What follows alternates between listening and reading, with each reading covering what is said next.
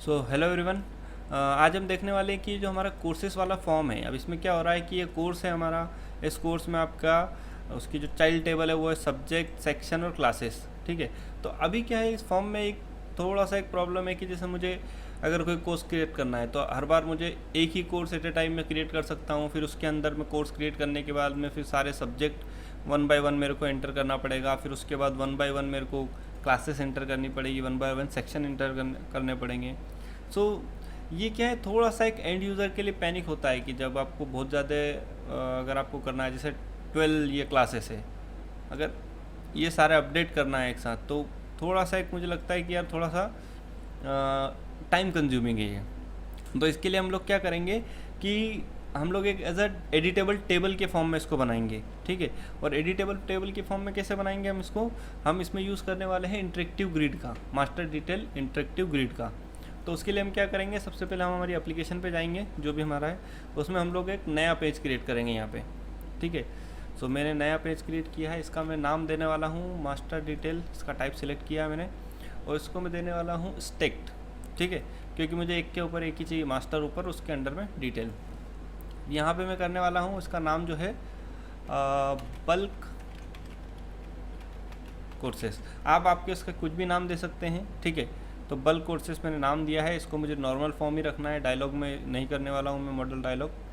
उसके बाद में क्रिएट यस, जो नेविगेशन एंट्री है वो मुझे क्रिएट करना है, जो नेविगेशन का नाम दिया मैंने, नेक्स्ट किया।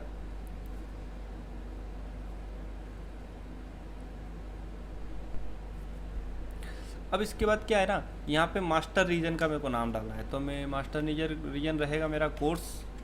ठीक है। अब कोर्स में जो मास्टर टेबल है मेरी, उसका मैं नाम डालूँगा, तो मेरे पास जो मास्टर टेबल है मेरी कोर्सेस जो भी है। अब इसके अकॉर्डिंग आपके पास जो अगर कोई किसी और टेबल पे आपको बनाना है तो आप उस टेबल का नाम डालेंगे, उसकी प्राइमरी की सिलेक्ट करेंगे जो भी प्राइमरी की है।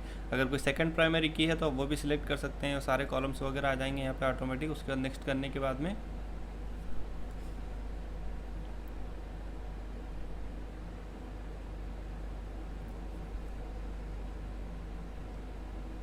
ओके। फिर उसके बाद यहाँ पे आपका डिटेल रीजन के लिए आएगा। डिटेल रीजन मतलब आप उसमें जो मास्टर तो आपका हो गया, उसके बाद में आपको डिटेल भी क्रिएट करना है। तो इसके लिए मैं मान लो क्रिएट करना हूँ सब्जेक्ट्स का। ठीक है। कि उस पर्टिकुलर कोर्स का सब्जेक्ट्स कौन सा रहेगा। ठीक है। तो उसके लिए मैं यहाँ पे शो रिलेटेड टेबल, अगर आप देखेंगे ना तो इसमें अगर मैं यस करूँगा तो यहाँ पे टेबल सिर्फ वही शो करेगा जो इससे रिलेटेड है, मीन्स जहाँ पे फॉरेन की क्रिएटेड है जो कोर्स टेबल से, जैसे सेक्शन, स्टूडेंट, इन सब में फॉरेन की क्रिएटेड है। ठीक है। तो ये सारी रिलेटेड से टेबल शो कर रहा है। लेकिन अगर मैं इसको नो कर देता हूँ तो यहाँ पे वो कोई भी टेबल यहाँ पे चूज़ कर सकता हूँ मैं, जैसे क्लास करके जो भी है मेरे पास में मैन्युअली मैं उसको असाइन कर सकता हूँ। तो मैं यहाँ पे क्या करने वाला हूँ, सब्जेक्ट की टेबल जो है चूज़ करने वाला हूँ। ठीक है। क्योंकि एक कोर्स के अंदर कौन कौन से सब्जेक्ट है वो दिखाने वाले हैं। उसके बाद में मेरे पास में यहाँ पे उसकी प्राइमरी किया जाएगी सब्जेक्ट आईडी। ठीक है। उसके बाद में सेकंड प्राइमरी कोई नहीं है। मास्टर कॉलम जो रहेगा उसका कोर्स आईडी रहेगा, और डिटेल कॉलम जो रहेगा वो भी कोर्स आईडी रहेगा। ठीक है।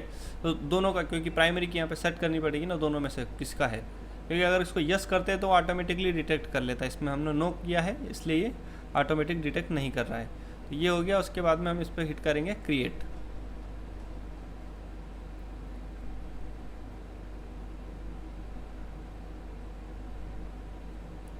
ओके। सो ये हमारा जो है डिटेल फॉर्म ये ऑलरेडी हो चुका है, ये मास्टर डिटेल जो फॉर्म है वो क्रिएट हो चुका है। अब मैं इसको करूँगा रन।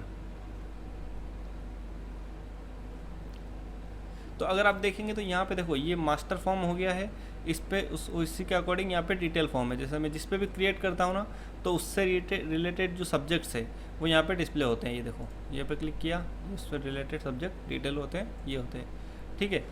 तो अब मैं क्या करने वाला हूँ इसमें, ये तो मेरा एक नॉर्मल जो है फॉर्म और वो सारी चीज़ें हो गया। अब यहाँ पे एक मैं न्यू जो फॉर्म वगैरह क्रिएट भी कर सकता हूँ।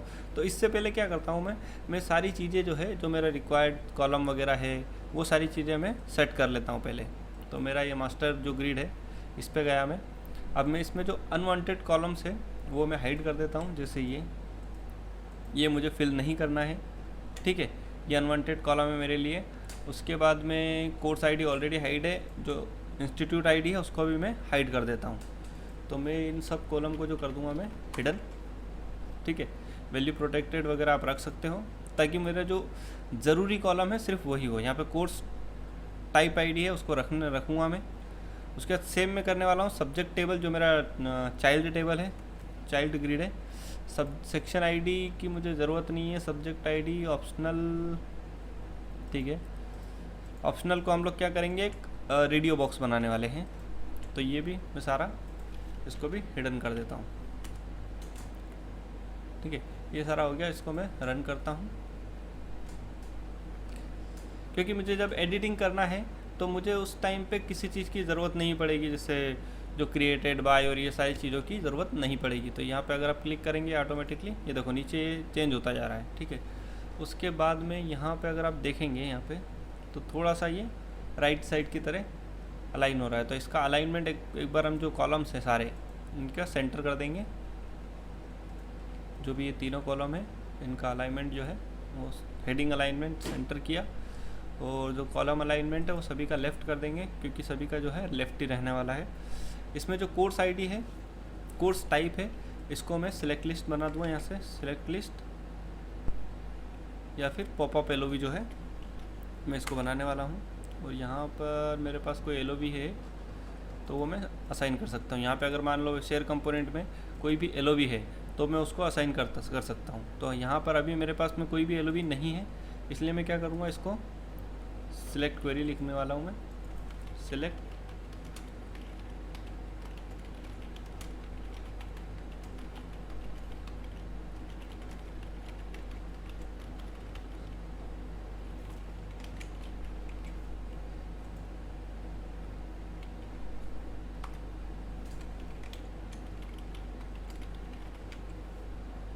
ओके, सो ये हमारी सिलेक्ट क्वेरी बन गई है, ठीक है। ये सिंपल ये लिखेंगे और इसको रन करेंगे हम लोग पहले।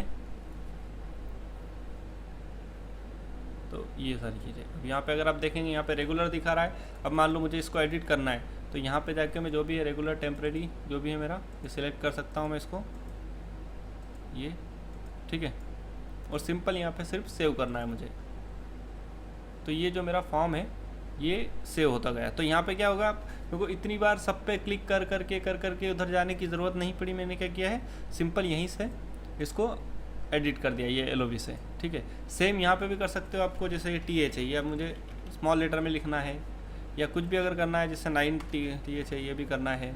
तो ऐसे जो काम है वो आप लोग ईजिली कर सकते हो। यहाँ पर अगर आप देखेंगे ST सिर्फ इंटर करोगे तो वो आप नीचे आ जाएगा, जैसे आपका एक्सेल वगैरह में होता है ना वैसे। UKG फर्स्ट ST जो भी है, TH को TH कर देंगे।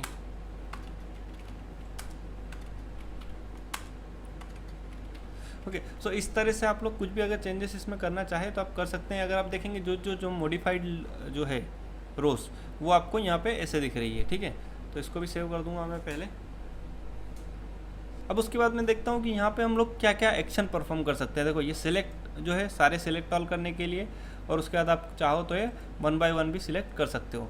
और उसमें एक ऑप्शन होता है यहाँ पे, देखो देखेंगे अगर आप तो ये कुछ चीज़ें आपकी रहेगी, जैसे कॉपी टू क्लिपबोर्ड, मतलब कॉपी करने के लिए। उसके बाद में अगर आप चाहते हो कि डुप्लीकेट रो सिलेक्ट करो तो सिलेक्टेड रो का डुप्लीकेट बन जाएगा। देखो 2 रो मेरी ऑलरेडी थी, मैंने 2 और डुप्लीकेट रो सिलेक्ट कर लिए।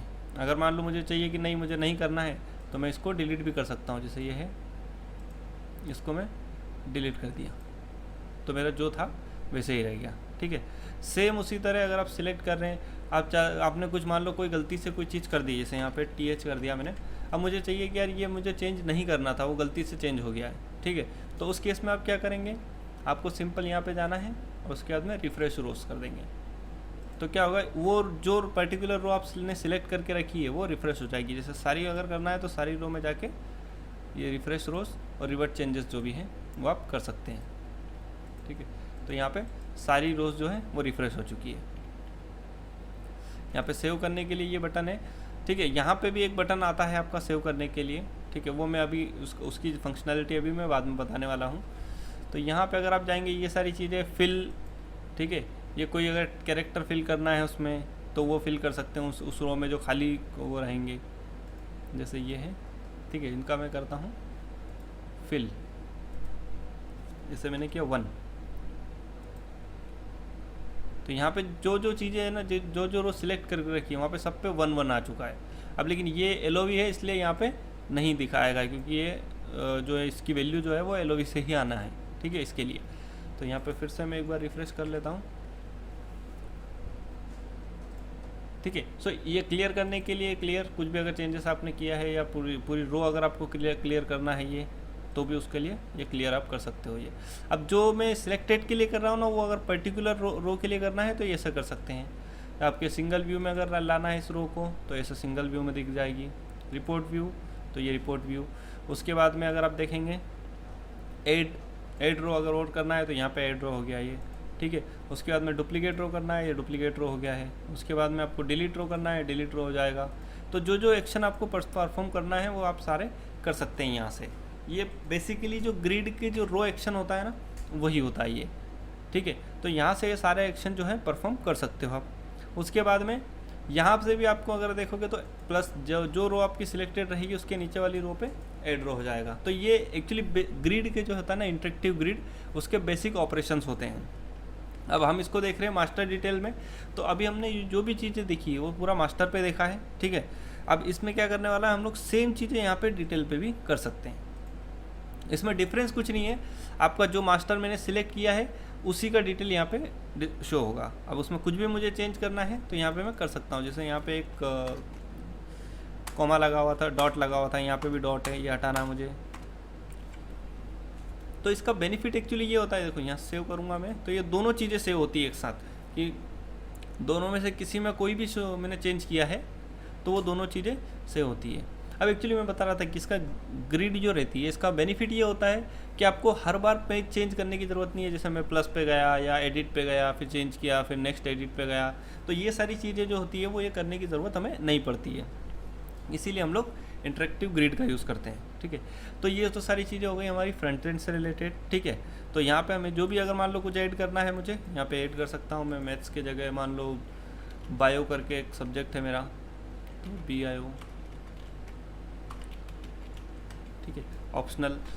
अब यहाँ पे क्या होता है, एक चीज़ और आपने देखी होगी यहाँ पे, जैसे कि अगर इसमें इंटरेक्टिव ग्रिड में आप लोग सारे आइटम वगैरह जैसे क्रिएट करना है, जैसे सिलेक्ट लिस्ट हुआ या कोई रेडियो बॉक्स हुआ, तो वो सारी चीज़ें भी कर सकते हैं। जैसे ये ऑप्शनल जो है, इसको मैं एक रेडियो बॉक्स बनाता हूँ, तो ये ऑप्शनल है, ठीक है। मैं इसका जो टाइप है वो चेंज करके कर देता हूँ मैं रेडियो ग्रुप, ठीक है। नंबर ऑफ़ कॉलम्स 1 ही रहेंगे इसमें, ठीक है। और इसमें सिलेक्ट लिस्ट जो है, अभी हमारे पास कोई सिलेक्ट लिस्ट लिए, इसमें मैं क्या करता हूँ, इसमें वो कर देता हूँ। तो इसमें मैं क्या करता हूँ, सबसे पहला यस, उसका रिटर्न वैल्यू y, और नो, उसका रिटर्न वैल्यू n। अब ये क्या एक्चुअली स्टैटिक वैल्यू होता है। यहाँ पे आप लोग आपके पास अगर मान लो LOV नहीं है, कोई टेबल नहीं है, तो यहाँ पे भी स्टैटिक वैल्यू डिफाइन कर सकते हो आप, ये उसके लिए होता है। इसको रन करेंगे,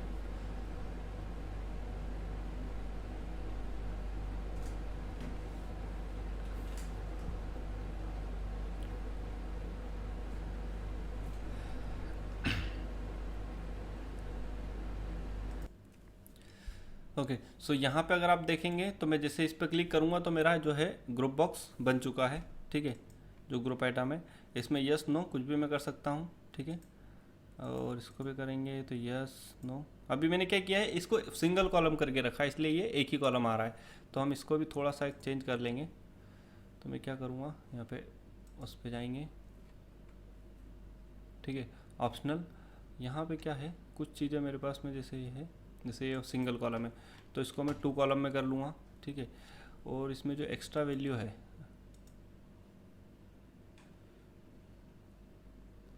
ये चीज़ें हटा दूंगा मैं, क्योंकि मुझे एक्स्ट्रा वैल्यू शो नहीं करना है, ठीक है। और मैं इसको रन करूँगा।